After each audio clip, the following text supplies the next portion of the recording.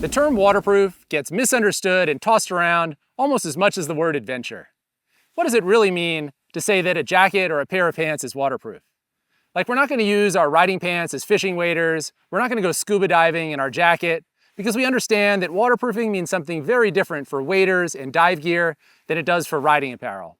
Even in our own business at Mosko, waterproof means something different for bags than it does for apparel. If all we cared about was waterproofing, then a riding suit would look a lot like a dry suit. It would be one piece with the jacket and pants combined. We'd have tight neoprene gaskets at the wrists and at the neck. We'd have those big waterproof zippers, which would constantly be getting jammed with dust. And also we'd be pouring sweat because dry suits are really hot. In reality, when we design moto gear, we're thinking about lots of things. We're thinking about durability, comfort, venting, weight, pockets, packability. We want the neck and the sleeves to be comfortable. We want it to come on and off fast and easy. We want to be protected in a slide. When it's hot out, we want airflow, but when it rains, we want to stay dry. A mesh jacket prioritizes airflow over waterproofing. A packable windbreaker prioritizes packability over protection. And then a one-piece rain suit prioritizes waterproofing over airflow. Airflow is the literal opposite of waterproofing. With waterproofing, we're eliminating holes, but with venting, we're adding holes. When we make a vent in a jacket, we start with a great waterproof fabric like E-Vent that's waterproof to maybe 100 feet of water pressure, and then we cut a hole in it and we seal the hole with a water-resistant zipper. So airflow goes up, waterproofing goes down. The zippers on adventure gear, whether from us or from any other company, they're water-resistant, not waterproof. Fully waterproof dry suit zippers present a lot of problems for riding and travel.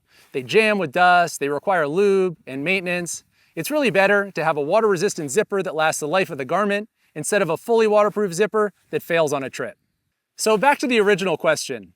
To me, the term waterproof, when it's applied to motorcycle apparel, means waterproof fabrics, taped seams, and water-resistant zippers. Now, different companies are going to deploy those same ingredients in lots of different ways with vastly different outcomes on different garments. But at the top end of the market, we're pretty much all using the best materials and trims you can get. And so the differences are in the design, the features, and the specs. In my opinion, a reasonable expectation for a waterproof motorcycle garment is that you can ride for a limited duration in moderate rain and not get wet. The longer you ride and the harder the rain, the greater the chances that some of it's going to get inside, and it's probably going to come in through a zipper or an opening and not through the fabric itself. Even when your gear is successfully blocking almost everything that hits it, it only takes 0.25% to get through, and then it's going to wick and migrate through your underlayers, and you'll definitely notice. If you ride long enough in bad weather, you'll eventually experience this. I think most riders on long trips know what I'm talking about, but it's usually newer riders on their first wettest trip ever who get surprised. If you want to stay drier for longer, here's a couple things to think about. First, be wary of any garment that doesn't call out a specific waterproof rating. Look for 3-layer fabrics with a 20K rating or higher. That means you can have a water column of 20,000 millimeters or 66 feet before the membrane leaks. We use 30K or 100 feet on the Basilisk and Composite. Look for storm flaps over the zippers and vents. The bigger the flaps, the better. The Basilisk has external and internal flaps. The Composite has overlapping external flaps. And if you want to see a cool flap setup, check out the thigh vents on the Basilisk. Choose apparel with as few vents and openings as possible. Maybe you can unzip the front zip or open up the sleeve cuffs instead. The only reason adventure jackets have so many vents is because the armor is built in. If you wear separate armor, maybe you don't even need vents because you can just take your jacket off when you get hot. For a jacket that's basically impervious to water but still great for travel, check out the rack. On the rack, we removed as many openings as possible. We took the main front zip and split it in half. There's no vents, but you can snap back the collar and open the sleeves for airflow. When you're riding, look for creases and folds in your apparel that could channel or collect water and cause it to pool directly on top of a zipper.